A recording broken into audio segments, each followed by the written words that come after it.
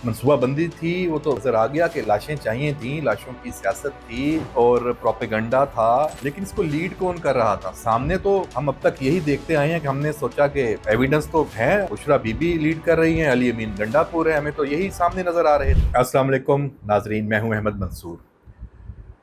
जो तहरीक इंसाफ की मनसूबा बंदी थी, उस हवाले से जो नई तफसीलात अब सामने आ रही हैं, उसमें तो ऐसे ऐसे इंकशाफात हैं कि जो पहले हम बातें करते आए हैं और खदशात का इजहार करते आए हैं, वो तो कुछ भी नहीं है।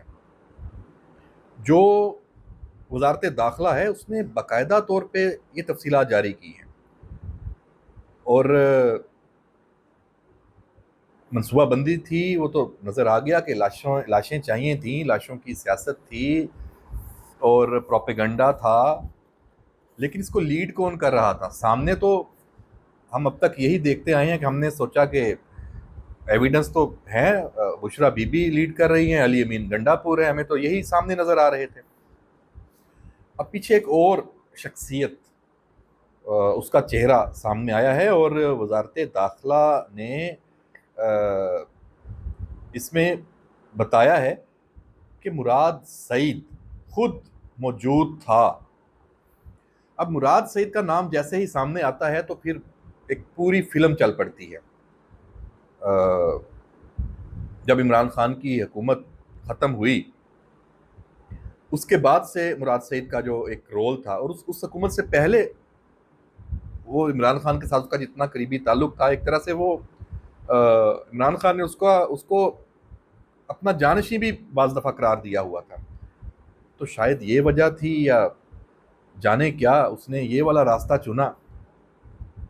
बहुत ही अफसोसनाक ये इंफॉर्मेशन जो वजारत दाखिला की तरफ से ऑफिशियली जारी हुई है, बयान जारी हुआ है कि 1500 के करीब एक शरपसंदों का टोला था, उसको मुराद सईद डील कर रहा था और इसको अस्करी शरपसंदों का नाम दिया गया है।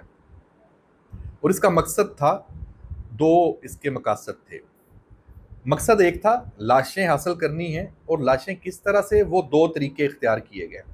एक तो ये था कि जो कानून नाफज करने वाले इदारे हैं उनको मुश्तल किया जाए, इश्तियाल दिलाया जाए कि वो इस हद तक मजबूर हो जाएं कि सख्ती करें और खून खराबा हो। दूसरा, जो अंदर साथ एक ग्रुप था 1500 का, वो जो पीटीआई का पूरा एक मॉब यहाँ पे आया, उनको वो इश्तियाल दिलाएं, उसके मुख्तलिफ टैक्टिस, और वो हमलावर हो जाएं। तो दोनों तरह से लाशें हासिल करें।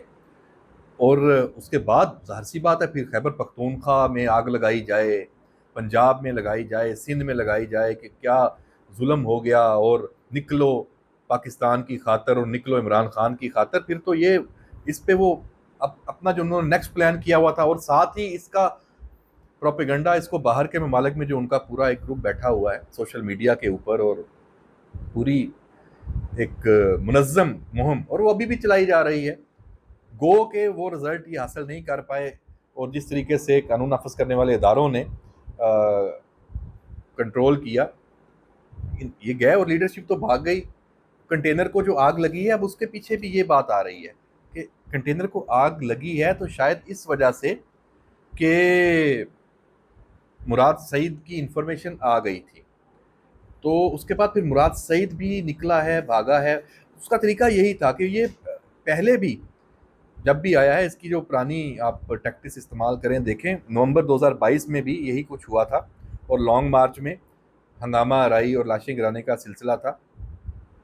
9 मई में जो वीडियोस, ऑडियो पैगामात और एक्स के ऊपर एक जिस तरीके से आप डायरेक्शन दे रहे हैं कि फलां जगह पे पहुंचो, वहां पे ये है, इधर हमला करो, ये टोला इधर जाए, या यहाँ से मूव करें तो यहाँ पहुंचेंगे, जो पूरे टारगेट सेट किए गए थे उनको, और जो इश्तियाल अंगेजी की गई थी, वो भी उसमें पीछे भी मुराद सईद का हाथ था। वो ओपन था, उसकी ऑडियोज भी सामने हैं, और सारा मरकजी किरदार था, उसके केसेस मौजूद हैं। अब वो एक तरह से कानून की नज़र में इश्तिहारी है, इसीलिए यहाँ छुप के। अच्छा, ये भी एक प्लान था کہ جب ایک خاص ہم مقصد حاصل کر لیں گے، ایک ہوتا ہے نا پلان، دیکھا جاتا ہے کہ جب یہاں پہ جو قانون نافذ کرنے والے ادارے ہیں وہ پسپا ہو جائیں گے اور بلو ایریا اور اسلام آباد میں ہر طرف جو ان کا یہ انتشاری ٹولہ ہے اس کا راج ہوگا، عمارتوں پہ قبضے ہو جائیں گے، تو پھر وکٹری سپیچ کے ساتھ مراد سعید باہر آئے گا اور پھر کمک پہنچے گی، جو باقی اور لوگ ہیں ان کو تیار تھا کہ پھر چھوٹے چھوٹے اور گروپس پہنچیں گے. پورا ایک منظم پلان تھا، ناکام ہوا. اور اس میں ساتھ غیر قانونی افغان بھی ساتھ تھے. اچھا، جو گرفتار ہوئے ہیں، جو کچھ زخمی جس طرح ہوئے ہیں، ان کی آئیڈینٹیفیکیشن بھی ہے، اور وہ جو افغانی گرفتار ہوئے ہیں ان کے تو ویڈیو پیغامات بھی سامنے آ گیا کس طریقے سے ان کو لایا گیا تھا. پھر ایک گاڑی سے ایک جو گرفتار ہوا ایک افغانی، اس کا ویڈیو پیغام دیکھیں، وہ یہ بتا رہا ہے کہ ایک گاڑی میں اس کو لے کے جایا گیا، وہاں 25-30 کلاشن کوفیں تھیں، وہ تقسیم کی گئیں ان کے ساتھ جو دیگر لوگ تھے. تو اور یہاں آپ نے دیکھا ایک اور بھی معاملہ کہ مراد سعید فیکٹر پی ٹی آئی میں کیا کر رہا ہے. یہ شروع میں کہاں سے ہوا ہے؟ یہ اسی طرح کی منصوبہ بندی یہ لوگ کرتے ہیں، اور اس کے بعد ہمدردیاں بھی سمیٹنی ہیں، مظلوم بھی بننا ہے، ریاست کو بھی ظالم دکھانا ہے، فوج کو، قانون نافذ کرنے والے ادارے، حکومت، ان کو بھی انسانی حقوق کی خلاف ورزی، سنگین خلاف ورزیوں کا مرتکب آپ نے ثابت کرنا ہے. یہ ساری پلاننگ پوری دنیا کے سامنے. تو ارشد شریف جرنلسٹ، ان کے حوالے سے دیکھ لیں، جب ان کا یہ واقعہ ہوا قتل کا، پاکستان سے جب وہ باہر اور کینیا جب پہنچے، پہلے یو اے ای اور پشاور سے وہ گئے تھے، اس میں بھی مراد سعید کا کردار تھا. اور یہ ریکارڈ کا حصہ ہے کہ اس کی کالیں اور ایک تھریٹ الرٹ جاری کیا گیا، وہ بھی کے پی کی حکومت کی طرف سے، ان کے اداروں کی طرف سے، کہ بھائی یہاں سے نکلیں، آپ کی جان کو خطرہ ہے. وہ ان کو جس طریقے سے یہاں سے لے کے جایا گیا اور پھر سب نے دیکھا، اس میں بھی مراد سعید کا نام ہے. تو ابھی مراد سعید اگر گرفتار ہوتا ہے تو کیا ہوگا؟ تو قانون نافذ کرنے والے اداروں کو اب جب سرا مل گیا ہے تو اب سب اس کے پیچھے ہیں. اب وہ کے پی کے میں علی امین گنڈا پور کی چھتری میں ہے، اور اب بشرا بی بی بھی اگر وہاں پہ ہیں، تو پھر یہ سارے آپس میں ملی بھگت سے ہے. تو مراد سعید کو اگر وہاں چھپایا ہوا ہے، اگر وہ اچھا پتہ چل گیا، یہ وزارت داخلہ نے بھی کہا ہے اور ہمارے ذرائع بھی بتا رہے ہیں کہ اس کی ویئر اباؤٹس کنفرم اطلاعات موصول ہو چکی ہیں.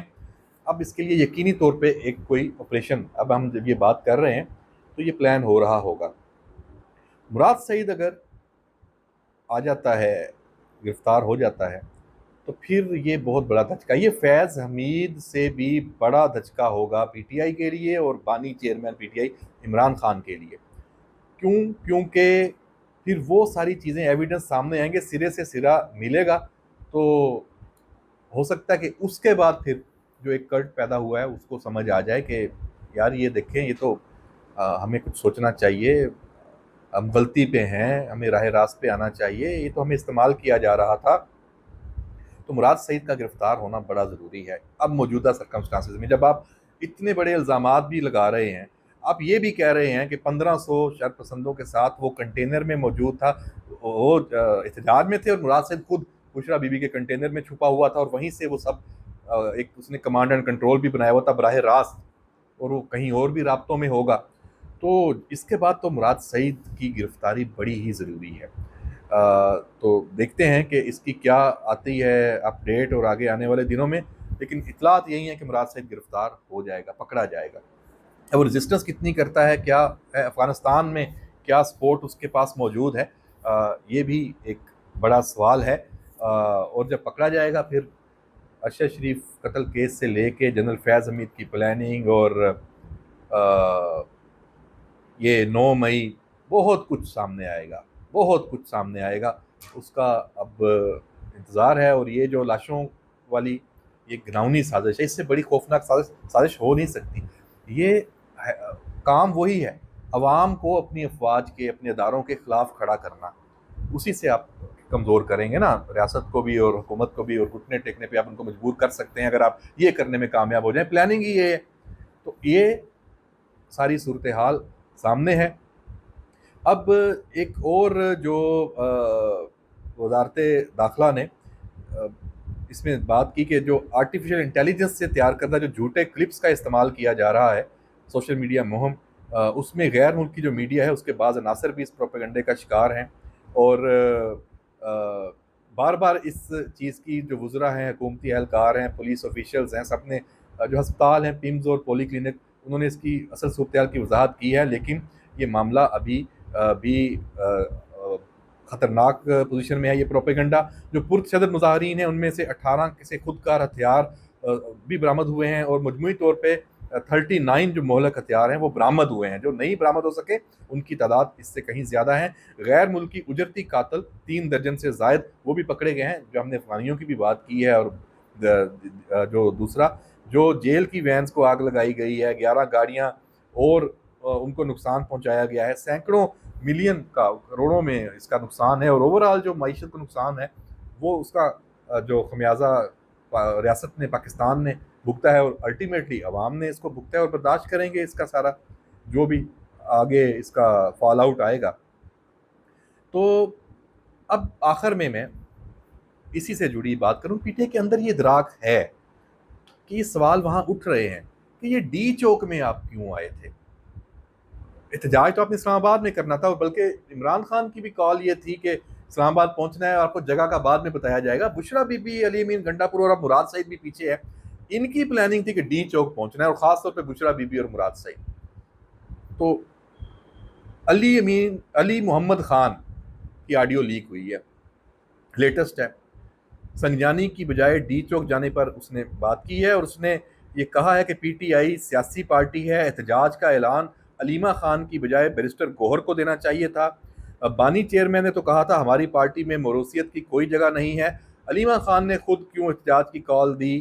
میں نے بانی چیئرمین سے بھی شکایت کی کہ اعلانات پارٹی کی طرف سے ہونے چاہیے، انہوں نے بھی کہا کہ آئندہ کال پارٹی لیڈرشپ دے گی، پھر ڈی چوک آنے کا بھی نہیں کہا تھا، صرف اسلام آباد آنے کا کہا تھا۔ یہ ساری باتیں علی محمد خان کر رہے ہیں، ان کا نام آیا بھی ہے کہ پارٹی کے سیکرٹری ہوں گے اور اسد کیسر کو بنایا جائے گا، یہ افواہ نکلی ہے لیکن یہ باتیں چل رہی ہیں۔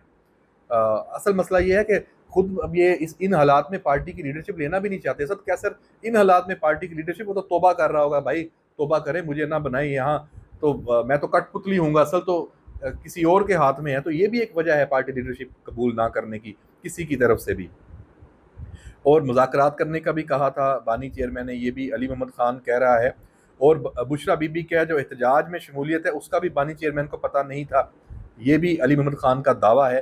تو پھر یہ سب ہو کیسے رہا تھا؟ یہ بڑی عجیب کہانی ہے، اور یہ بھی دعویٰ کر رہے ہیں کہ وزیر اعلیٰ علی امین گنڈا پور بھی سنجانی پر متفق ہو گئے تھے۔ اب علی امین گنڈا پور نے پشاور میں اب جو بڑکیں مارنی شروع کی ہیں، ایک تو لاشوں کے اوپر سیاست اور دوبارہ آنا اور دعویٰ بولنا، تو بھائی اگر آپ نے سنجانی کا کہا تھا، متفق ہو گئے تھے، آپ کی پارٹی کا جو اہم لیڈر ہے علی محمد خان یہ بات کر رہا ہے، تو اب اس کی وضاحت کریں کہ آپ نے یہ بات کی تھی، پھر آگے ڈی چوک جانا اور یہ ٹکراؤ یہ کیسے ہوا ہے؟ یہ اس پہ اب دیکھتے ہیں کہ جو بیرسٹر سیف کا بھی ایک پیغام تھا اس پہ بھی عمل نہیں ہوا، تو پی ٹی آئی میں اصل کنٹرول کس کے پاس ہے؟